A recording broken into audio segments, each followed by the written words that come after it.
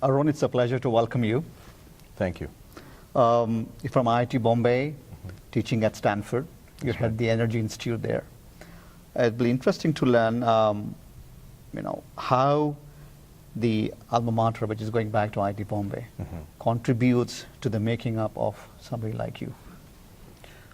Well, at least in my case, it has, I can't describe in words what that contribution was because, going from high school to a place like IIT, when you're surrounded by just amazingly smart people who you engage with and you figure out how good these people are and you realize that you're one of them. And then, there's people help each other out. There's a little bit of competition. You understand what it takes to excel. And the sense of excellence is something that, I owe that to IIT, the foundations that I and many others received out there, foundations in science, engineering, math, even some of the social sciences. That was absolutely invaluable. And in my case, it's more than that because my wife is also my classmate, so I met her out there, and we met again out here in the United States.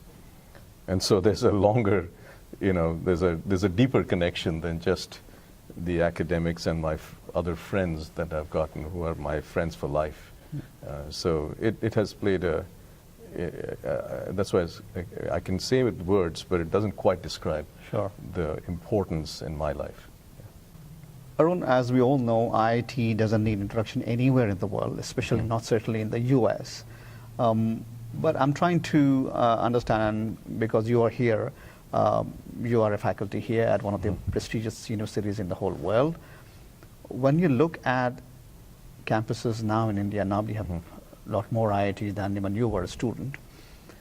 People still say that the research is lacking, and research is lacking because there's not enough good faculty to go and teach there.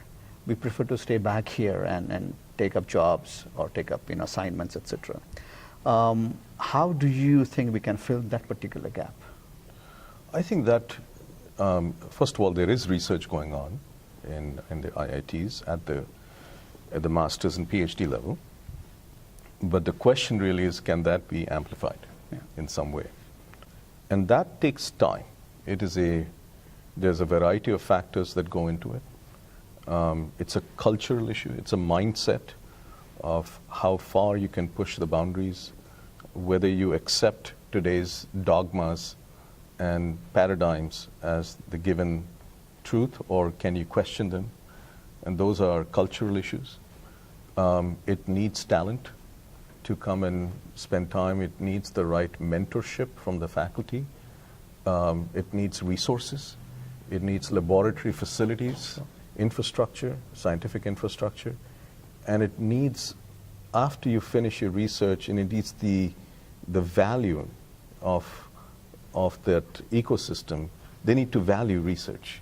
And the value is not just in the publications that people come up with or the patents, but it's also, where do these people go?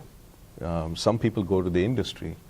The industry has to be open to accept some of the talent that's coming in, and some of them go to the faculty position, so the others need to be able to recruit them.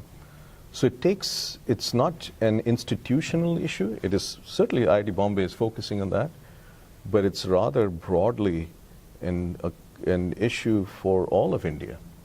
For a country of 1.3 billion people, and increasing, we should have a much more thriving research enterprise.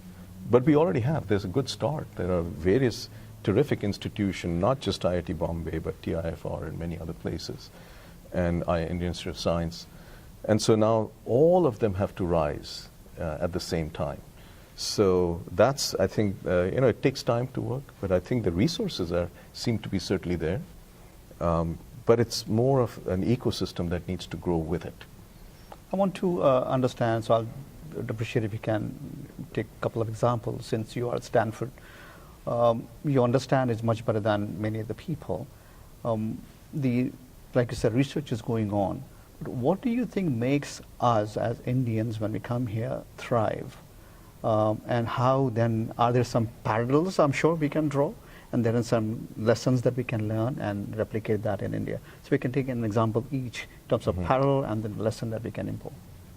First of all, when the students who graduate from the IITs and they come here, and not just IITs, there are other institutions as well, it's an amazing foundation in science and engineering, which is so strong. And the competition, frankly, is so high that once they come here, frankly, they realize they're amongst the best out here. So that's number one.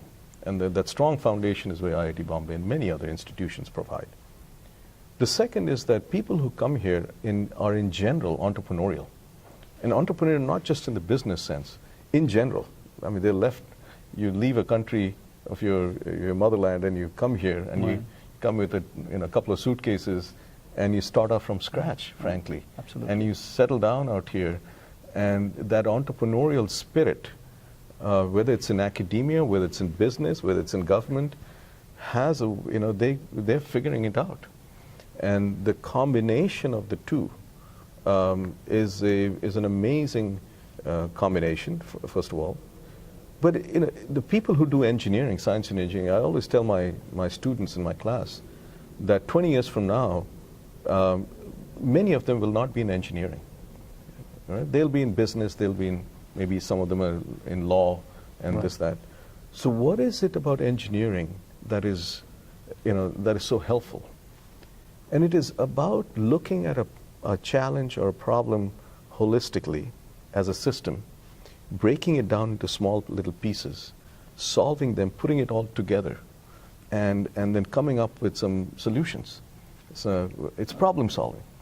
And I think that's an asset, that's a skill set that goes way beyond engineering. So people may be trained in IIT and got the strong foundation, but the ability to be able to do that and dissect some complex issue and address it holistically is a very important aspect. One of the important lesson to learn from you is to understand how we can encourage people to go into academia. Well, there are a couple of things that are very important. Not everyone, wants to go into academia, but those who want to go into academia, the number one thing they should enjoy teaching, and being around younger, students, and the excitement of teaching is a wonderful thing to have, and they should enjoy that. And the second thing which is very much in American universities, and we see that in IIT, is about research. And people think research and teaching are two different things. They're not. They're actually one and the same, because when you are doing research, you are educating each other. I learned from my students when they're doing research. By the time they graduate and finish their PhD, I find myself learning more from them than they from me. So it's an education. They teach each other in the laboratory. It's not a classroom, but they're teaching each other in the classroom. We have tutorials in my research group where people, so this education and research is, the combination, and trying to push the frontiers in kind of a fearless way when you're doing research. So people need to enjoy that first. So that's the number one thing. There needs to be an environment that cultivates that values that. And the value is not just for resources. I know that there's a lot of resources in India to do research, but valuation is about your peers. When someone discovers something new or invents something, the others cheer that, become cheerleaders for that, right? So that whole environment of the ecosystem, fostering and making it conducive for new discoveries and inventions and problem solving, that's the kind of environment that will attract the best minds to come into research and education. Right. I think it's very well put. The reason I was asking is because we keep telling ourselves that we need good teachers to go back to India, or good teachers being produced in India, and that has been a challenge for some time, and it's important to learn for somebody like you, since you have been in the academia. Right. But thank you for coming and sharing your thoughts. Appreciate your time and the effort. Again, it's a pleasure to be here at the 60th year celebrations of IIT Bombay. My pleasure. Thank you.